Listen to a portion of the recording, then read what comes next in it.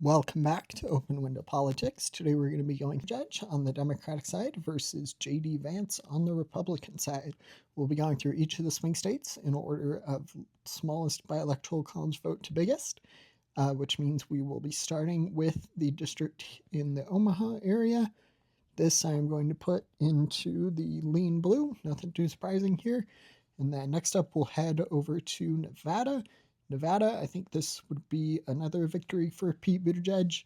This state did go to Trump in 2024 and even has a Republican governor. But I think many of the trends that have helped that occur in past elections have since been reversed, just with Trump's handling on the economy and just his general not very high favorability ratings. I think that would be enough to flip the state of Nevada pretty easily back to the Democrats. And then Arizona, I've gone back and forth on this one. Some predictions I've had Vance winning it. It will be interesting to see what a Republican other than Trump how they can perform on the national landscape for the presidential race, just because he's been the nominee for 12 years. So it'll be interesting to see what another Republican can do.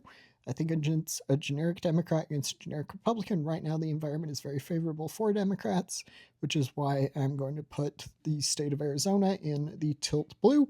I accidentally skipped over Wisconsin. This one I'm going to put in tilt blue as well.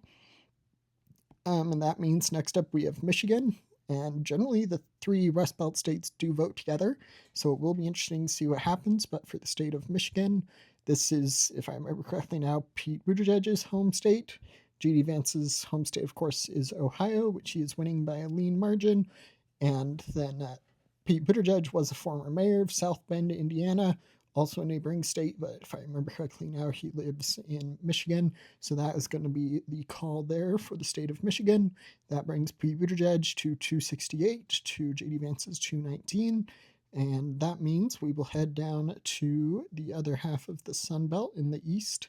So we'll add a tilt red rating and put that for the state of North Carolina. This is going to be the first state won by the Vance campaign, well, the first swing state, which brings him up to 235, sorry.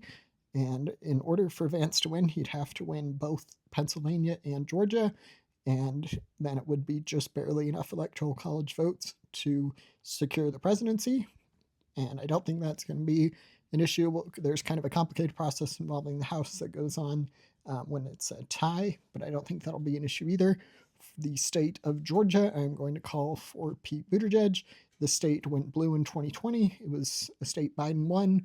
It was fairly narrow, though, but I think we've seen election results come out of this state since 2020 and even after 2024. The state did go to Trump by a tilt margin in 2024, but in 2025, we've seen good performance by Democrats in the state elections, and it will be especially interesting to see what happens during the midterms. That'll give us some more whole view of what the national environment is feeling, as well as a more specific view in each of the key swing states, along with the other states, of course. But particularly in the swing states, will give us an idea of which way the country is leaning, possibly for 2028. We're still quite a ways out until then, so really a lot could change. This is just kind of a hypothetical if the election were to be held today.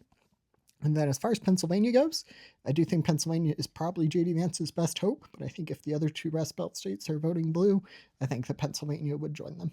So that is going to be 303 for the Democrat, Pete Buttigieg, to 235 for the Republican, J.D. Vance. Don't forget to like and subscribe.